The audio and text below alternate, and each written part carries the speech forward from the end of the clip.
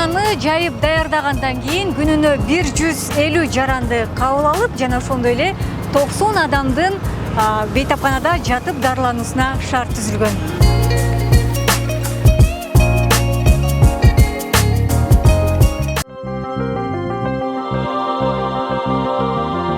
Бул жерде негизи диагностический кабинет деп коет, смотровая комната. Бул жерден бейтаптарды карайт, аял кишилерди карайт, өзүнчө первичный осмотр кылынат да.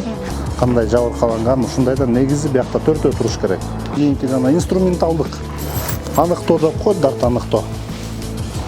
Бул жерге кирсеңиз, мисалы кимдин жүрөгүн тартыш керек, ар кандай мисалы ситуациялар болот, стресс болгон, жүрөгү ооруган адамдардын ушул жерге жаткызып, ЭКГ аппарат, электрокардиография ошо жүрөгүн тартат.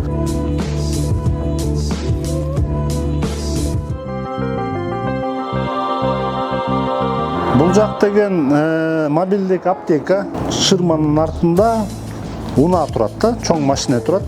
Үстүнө момундай текче менен чыгып, ичинде бая дары-дармек, перевязочный материал, медицинский изделия, жанагы шприц системаларды сактап, ушул жерден терезени ачып, отпускать этип, ичинде баягы шарт бар.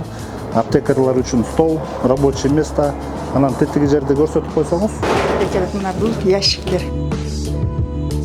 Кан сактачу жана сывороткаларды, плазмаларды сактачу холодильник. Бул жерде холодильник, ичине бар дары-дармектерди сактайбыз.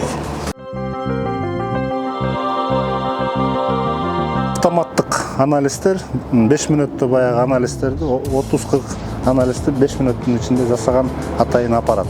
Кандай анализдин түрүн чыгарабыз бул жерде? Биохимиялык анализ жасаса болот, толук ИФА анализдерди кылсак болот, иммуноферментный жана жугуштуу ооруларга ар кандай гематологиялык анализатор, бул деген баягы кандын клеткаларын, воспаление барбы, канча мисалы гемоглобин бар, ошонун баарын көрсөтөт.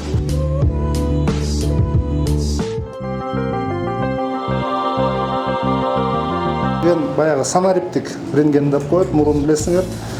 Пленкага чыгарып, пленканы караңгы комнатадан неметип, жанагы химия заттарга салып, бир жарым саат, 1 саат күтүүбүз качан чыгат рентген. Бул болсо заматта эле ошо бир тартат. Азыркы эле мына чөнтөк телефондордогудай эле мына астында санариптик детектор турат, ушуга тартат. Wi-Fi аркылуу компьютер рабочий станция деп коет. Ошол жерде рентген лаборант отурат. Ошонун компьютерине заматта эле бир 5 мүнөттө эмес, 1 мүнөттө эле түшүп калат.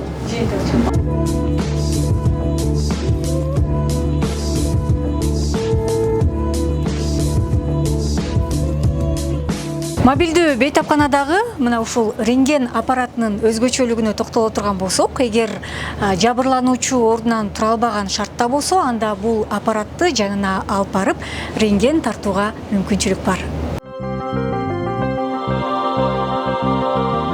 Организминде эмне болуп атканын бардыгын көрсөтөт. Бул жерге баягы кандын, жүрөктүн канча согушун көрсөтөт, кардиограммасын көрсөтөт.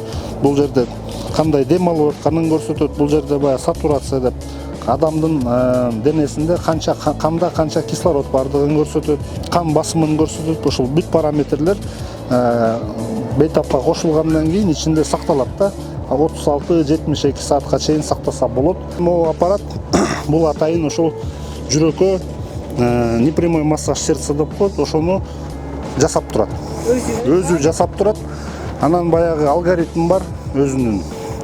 30 компрессияга бир жолу оозунан искусственное дыхание кылып үйлөп туруш керек. Бул аппарат 60 жолу басып, анан могу масканы оозуна таккаганда бул үйлөп турат да.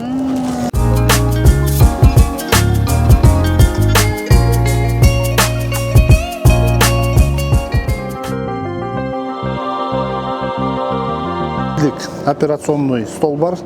Мисалы, жеңил жаракат алгандарды ушул жерден жасаса болот. Же болбосо мисалы баягы грязный рана деп коет, грязная операция баягы. Гной болуп кеткен операцияларды ушул жерден жасаса болот. Тиякты таза сактапчы. Бүт шарттар бар. Наркоз бергенге мүмкүнчүлүк бар. Монитор менен караганга мүмкүнчүлүк бар.